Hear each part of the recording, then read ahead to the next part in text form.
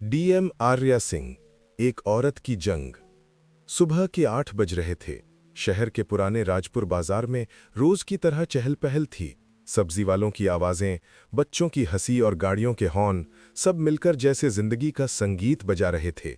भीड़ में एक महिला धीरे धीरे चल रही थी, आर्या सिंह, सोमपुर जिले की डीएम। लेकिन आज वो किसी काफिले में नहीं थी, ना ही उसके आसपास कोई सिपाही था। वो अपने पुराने दिनों को जीने आई थी, अपनी माँ सावित्री देवी के साथ। माँ बरसों बाद मायके लौटी थीं और आर्या चाहती थी कि इन पलों में कोई सरकारी प्रोटोकॉल न हो। माँ मुस्कुराईं। बेटी, यहीं से तो तुझे बचपन में तेरी पहली स्कूल की कॉपी दिलाई थी। आर्या ने भी मुस्कुराकर कहा, और आप बोली थीं कि लिखना सच्चाई, झूठ नहीं, वही सिखाया आपने माँ। दोनों की हंसी में अपनापन था, लेकिन ये हंसी ज्यादा देर टिक न सकी। अचानक दूर से पुलिस के सायरन की आवाज आई। 3 मोटरसाइकिलें, 2 जीपें और उनके आगे वीआईपी रूट क्लियर का हंगामा। भीड़ डर के मारे इधर उधर भागने लगी। सिपाही डंडे लहराते हुए बोले, चलो चलो हटो, साहब का काफिला निकलने वाला है।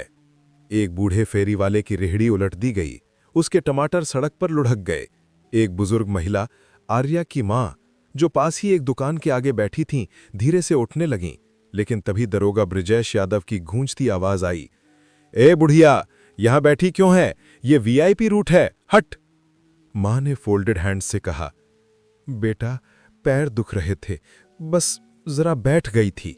दरोगा ने जहरीली हंसी हंसते हुए कहा, तेरे जैसे लोग ही शहर गंदा करते हैं।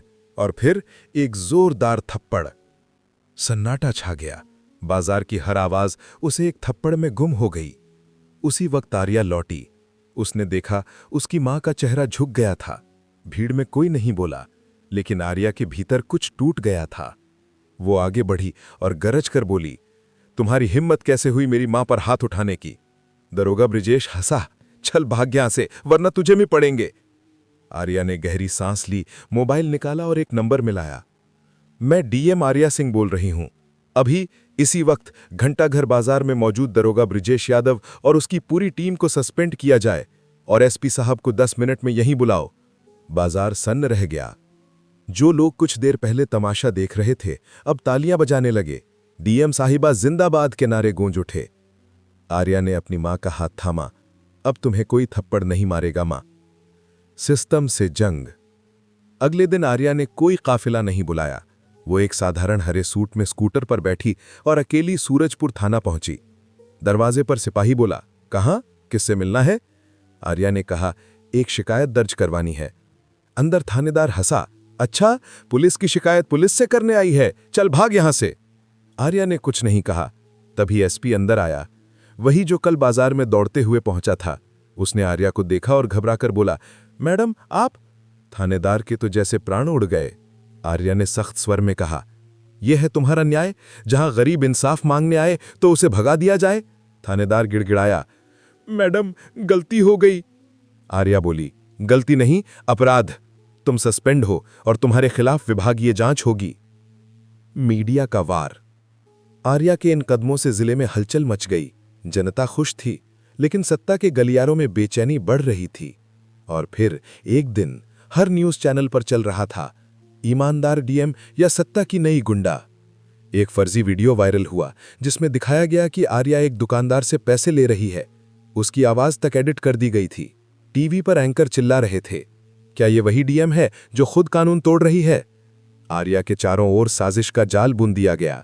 ऊपर से आदेश आया, डीएम आर्या सिंह छुट्टी पर जाएं।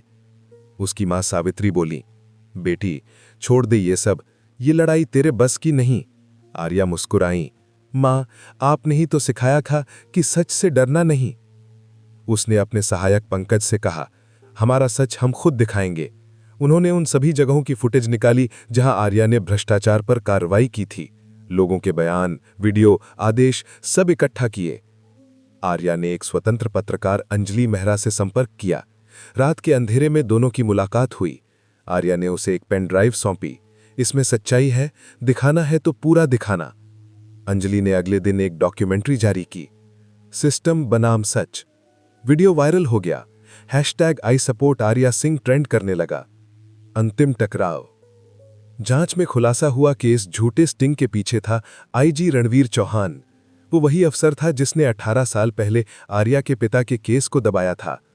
आर्या ने बूढ़े हवलदार रामसेवक से पिता की मौत का पुराना बयान निकलवाया। सारे सबूत लेकर वो राज्य जांच आयोग पहुंची। रणवीर चौहान गिरफ्तार हुआ।